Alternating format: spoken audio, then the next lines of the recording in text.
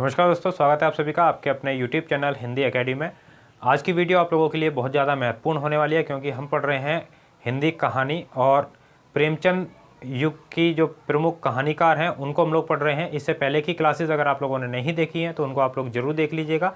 अगर आप लोग TGT और PGT की तैयारी कर रहे हैं किसी भी स्टेट लेवल के एग्ज़ाम की, तो आप लोग हिंदी एकेडमी को सब्सक्राइब कर लीजिए क्योंकि पूरा सिलेबस आप लोगों को यहाँ पर मिलने वाला है, चाहे वो DEET+B का हो या फिर GIC UP TGT PGT का हो या फिर उत्तराखंड का या फिर हरियाणा पंजाब किसी भी स्टेट लेवल के एग्ज़ाम की तैयारी आप लोग TGT और PGT देने की कर रहे हैं तो आप लोग इस चैनल के साथ में जुड़े रहें। अंत तक आप लोगों को बहुत सारी चीज़ें सिलेबस जो है वो स्टेप बाय स्टेप मिलता रहेगा। तो चलिए शुरू करते हैं। इससे पहले की वीडियोज़ अगर नहीं देखी हैं तो ज़रूर देख लीजिएगा कहानी की, तभी आप लोगों को जो आगे की चीज़ें हैं वो समझ में आएंगी।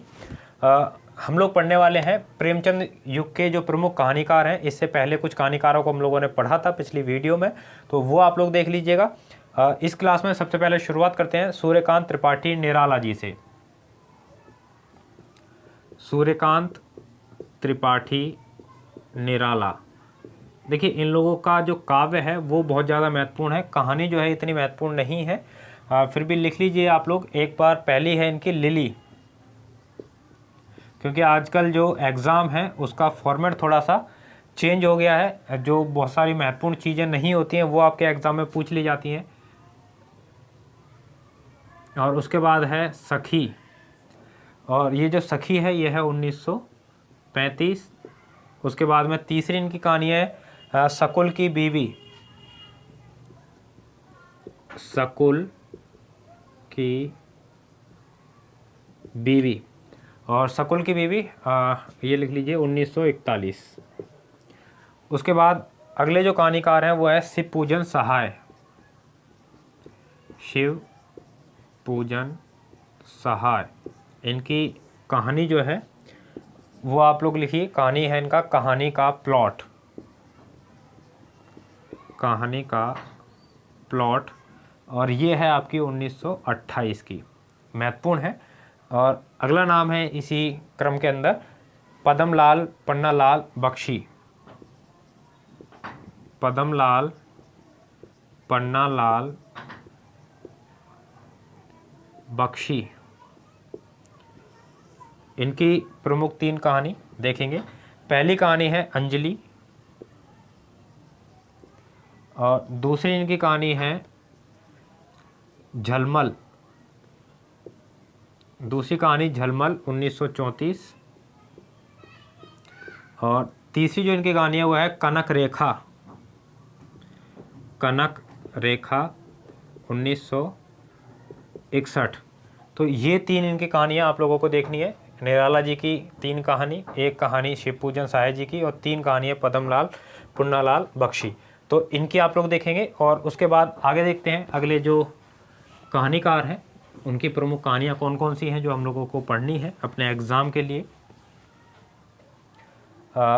आगे नाम आएगा भगवती प्रसाद वाजपेयी। भगवती प्रसाद वाजपेयी इनका नाम आएगा।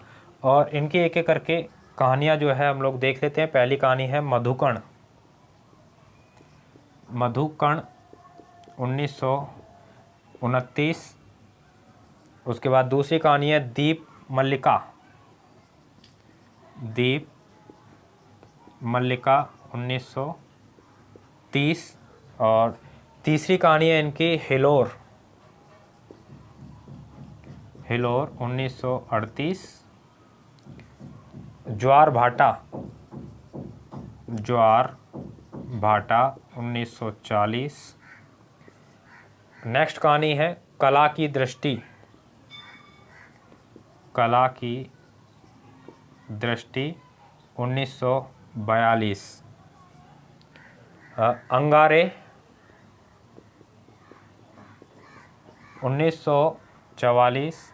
और अंतिम कहानी जो आपको पढ़नी है वो पढ़नी है उतार चढ़ाव। उतार चढ़ाव 1950।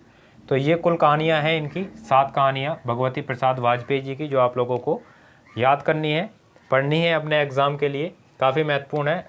हिलोर, ज्वार भाटा, ये कहानियाँ जो है काफ़ी महत्वपूर्ण है। मधुकर्ण ये भी महत्वपूर्ण है। तो वैसे तो जितनी महत्वपूर्ण कहानियाँ हैं वही मैं आप लोगों को लिखा रहा हूँ।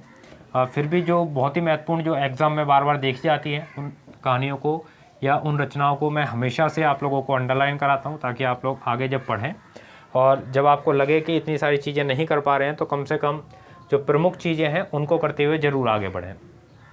चलिए आगे देखेंगे पांडे बेचन शर्मा। पांडे बेचन शर्मा उग्र।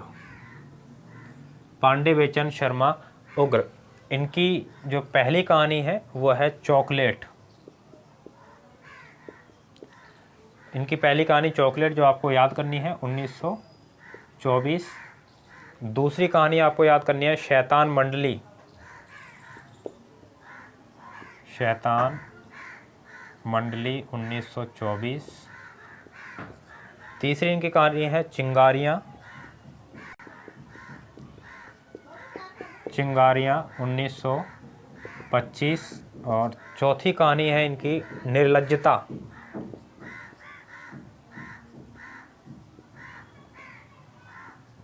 निर्लज्जता इनकी अगली कहानी 1929। उसके बाद है दोजक की आग। दोजक की आग ये है 1929। और अगली कहानी है इनकी क्रांतिकारी कहानियाँ।